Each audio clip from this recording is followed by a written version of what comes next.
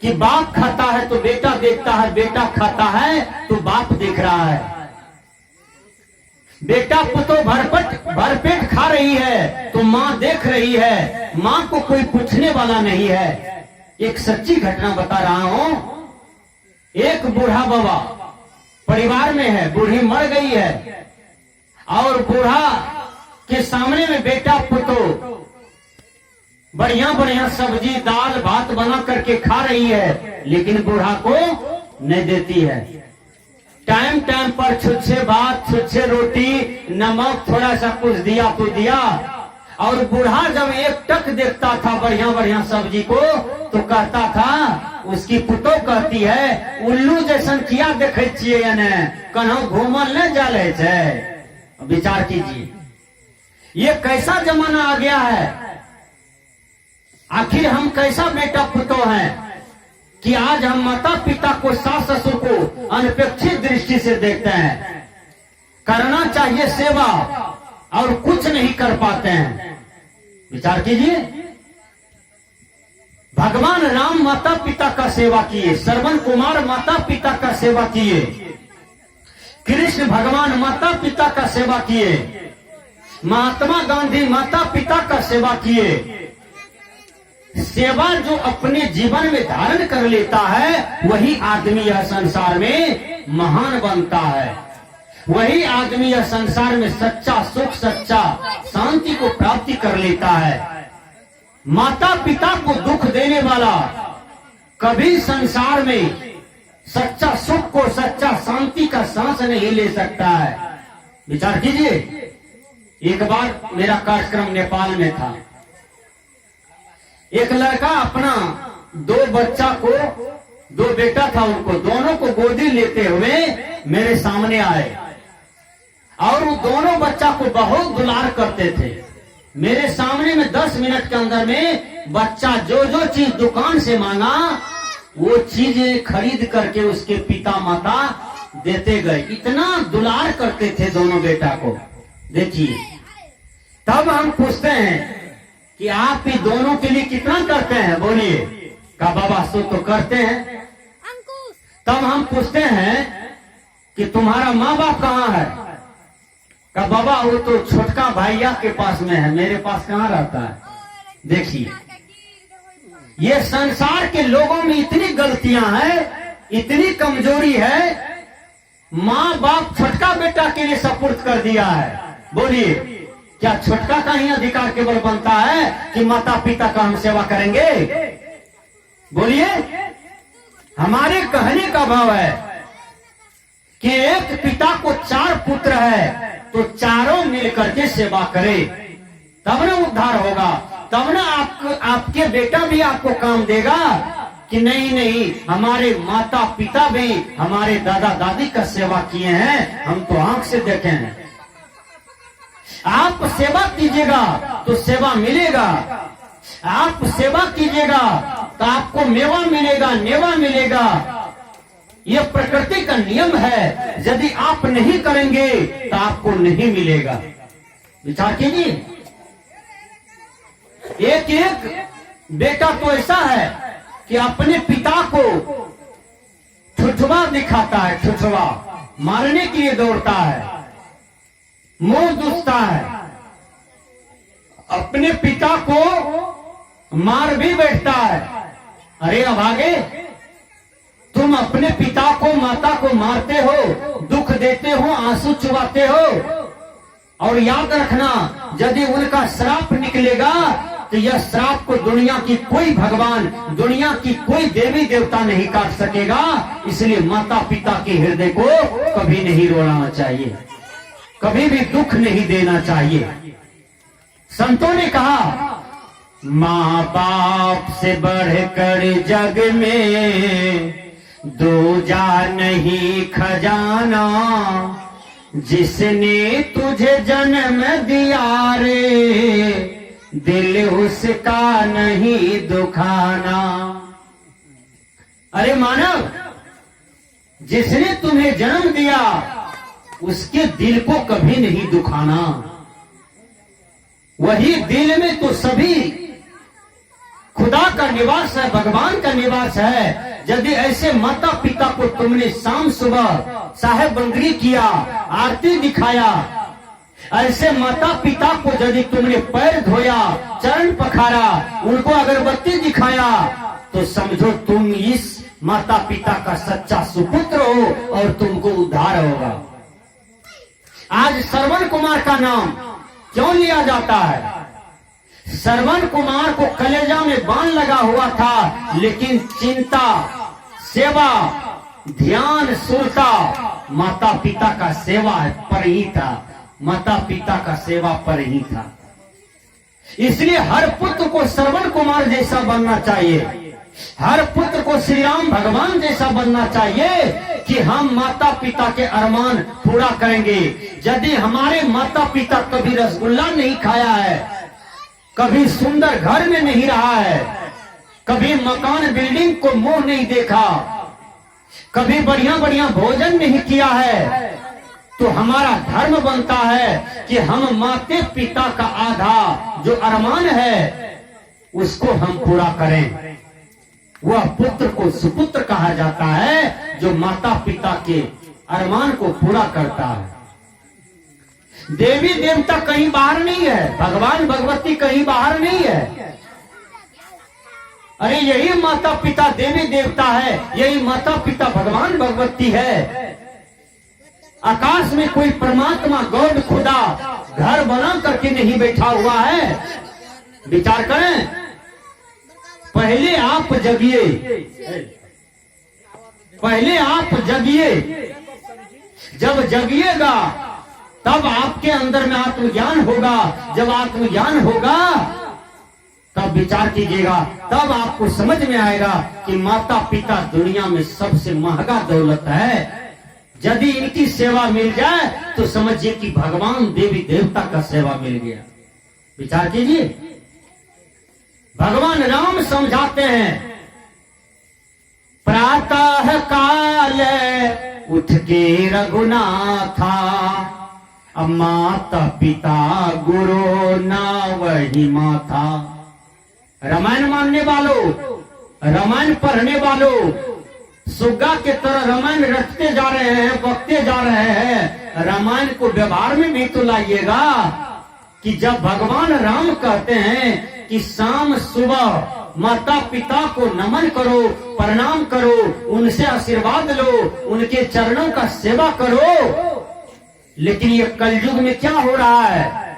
प्रातः काल उठ के रघुनाथा, माता पिता को दे दुई ग्राथा। शाम सुबह दो गड़ा था मारता है, मुक्का से मारता है, डंटा से मारता है। विचार कीजिए, एक जगह भजन में आया, भोजन मांगेला पर मारे झाड़ू से बबुआ हो, दुलार बबुआ, काहे भूल गए लमाई के प्यार बबुआ, दुलार बबुआ हो, दुलार बबुआ हो, दुलार बबुआ, काहे भूल गए लमाई के प्यार बबुआ।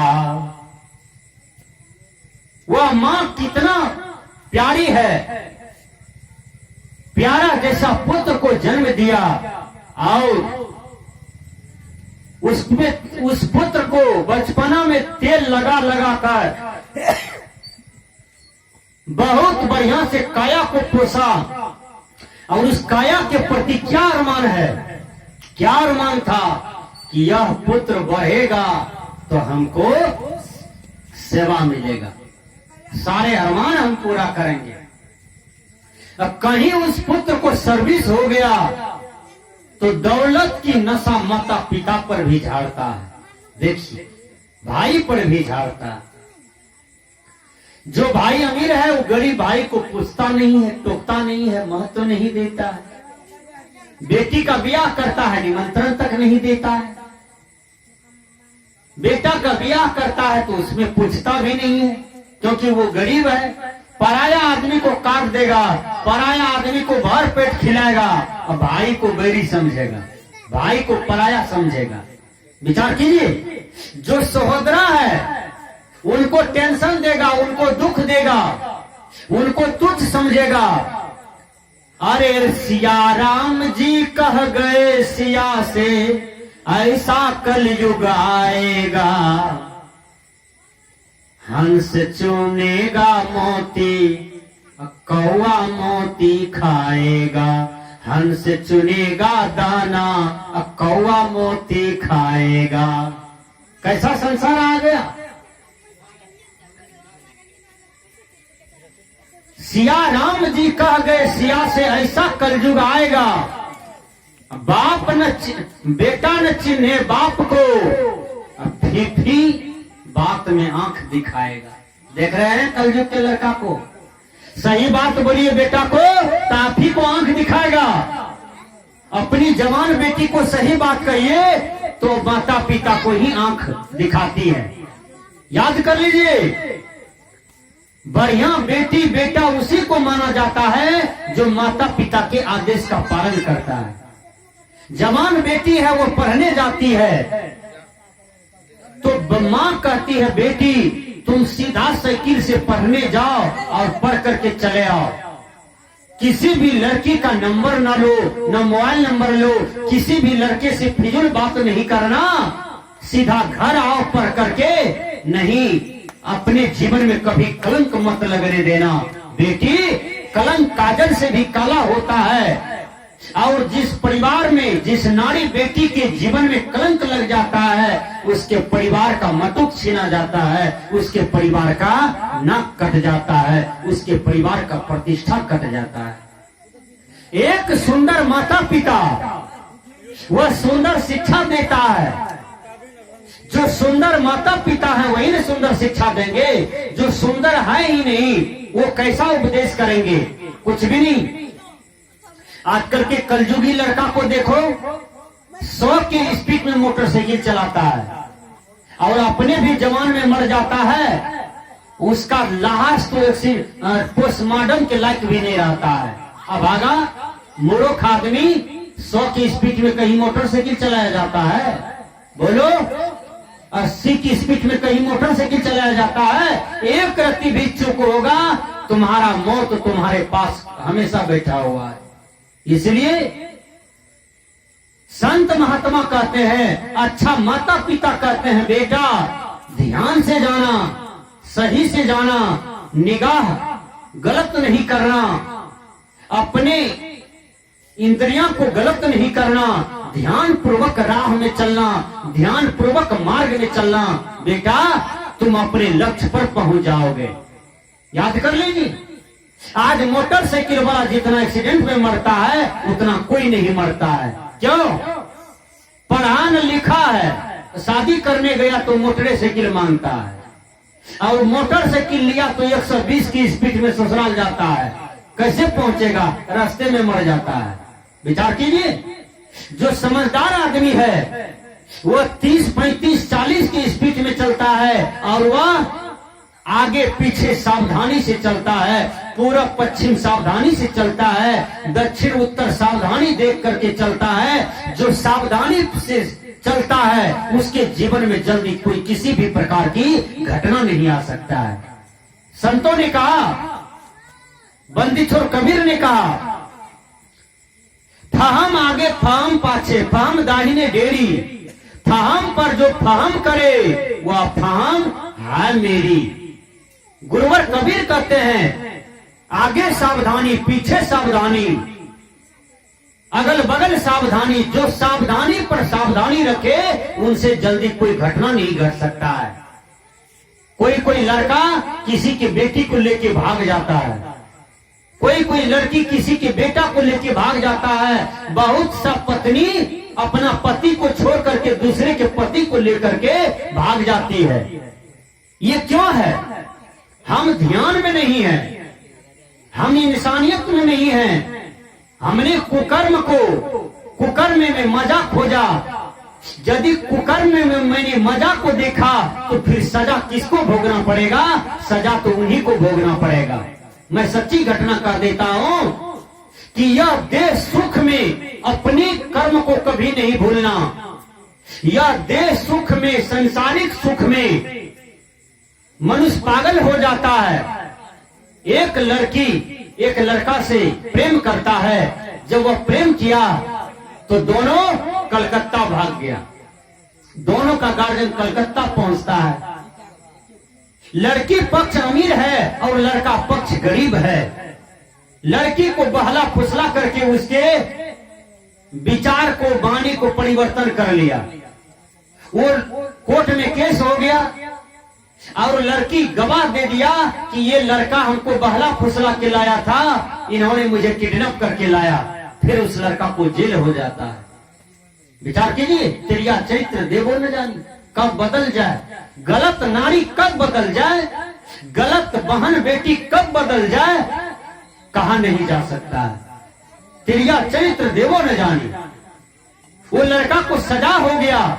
और विचार कीजिए पनिशमेंट क्या होता है। जब लड़का जेल से आया, वो 1-2 दिन रहा घर में। उसके बाद उन्होंने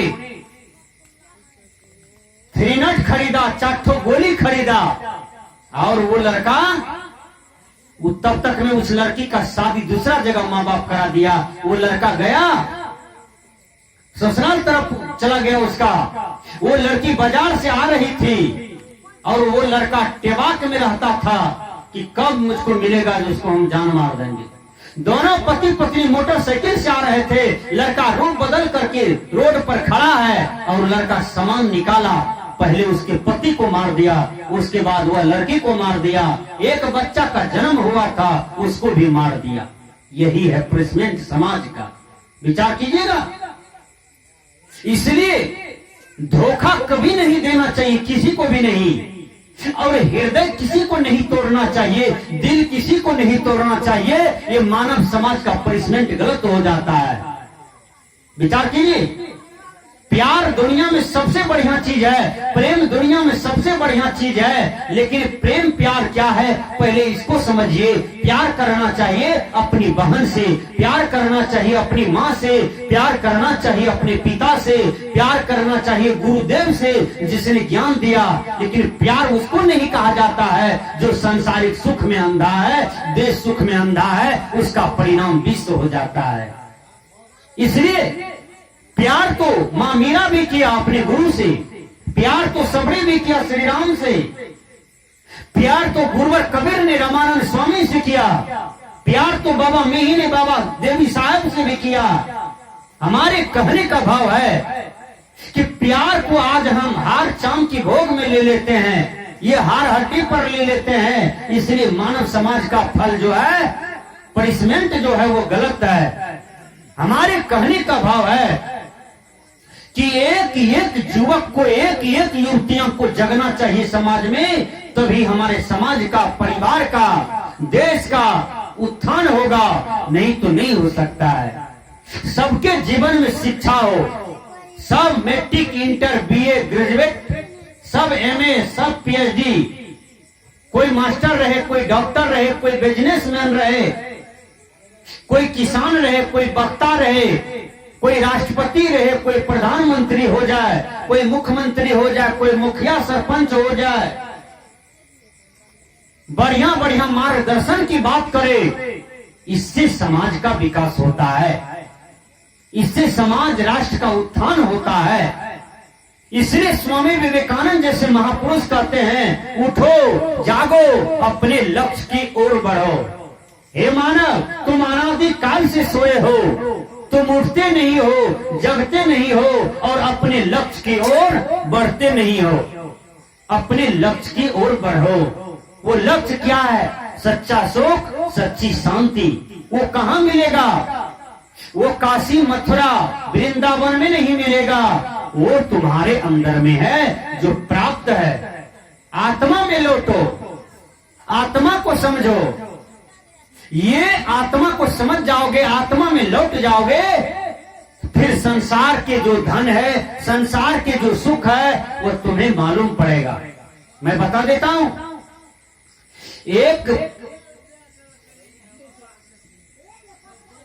ब्रह्मचारी जी था। वो ब्रह्मचारी जी चले जाते हैं एक यज्ञ में, वहां भाषण देते हैं, प्रवचन देते हैं, गीता का उपदेश देते हैं, रामायण का उपदेश देते हैं। ना जाने माया कब किसको घेर ले। माया तो बड़े बड़े ऋषि मुनियों को पटक दिया। गुरुवर कबीर ने कहा, माया माह ठगनी हम जानी। ये माया महा ठगनी हम जानते हैं, लेकिन इस ठगनी को हम कैसे ठगेंगे? तो आत्मज्ञान रूपी अंकुश को हाथ में लेंगे, सद्ज्ञान रूपी अंकुश को हाथ में लेंगे, तब इसको हम ठग लेंगे। ब्रह्मचारी जी गीता उपदेश, रामायण का उपदेश कर रहे थे 7 दिन से, लेकिन मन में आ गया, ख्याल में आ गया संसारिक भोग का। मन में हुआ कि हम भी गृहस्थ हो जाते, शादी करते, बाल बच्चा करते तो कितना आनंद आता। अपनी इच्छा को प्रकट कर दिया एक लड़की के पास। वो लड़की कितना ज्ञानी था, कहा ठीक है, आपके नजर में मैं सुंदर हूं, आप हमसे शादी करना चाहते हैं तो ठीक है, आप रविवार को हमसे मिलिए। वो लड़की को देखने के लिए, उनसे शादी करने के लिए ब्रह्मचारी जी आते हैं रविवार के रोज।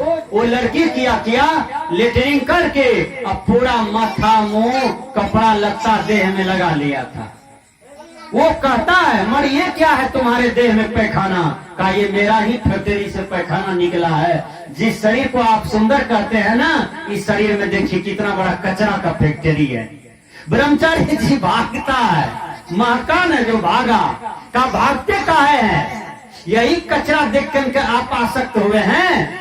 देखिए कितना बड़ा ठोकर मारती है वो लड़की कि फिर उसको बैराग हो गया कि किस कचरा की फैक्ट्री को देख करके हम भूल रहे थे, आज इन्होंने मुझे सच्चा ज्ञान दिया। सूरदास जी महाराज जाते हैं किसी भक्त के यहाँ, उसकी बच्चियां देखने में बहुत सुंदर है। सूरदास जी उस बच्चिया को देख करके मोहित होता है। वही बच्चिया उनका सेवा करती है। उसके अंदर में ये आया कि क्यों ना मैं इसको पत्नी बना लूं तो बहुत अच्छा होगा।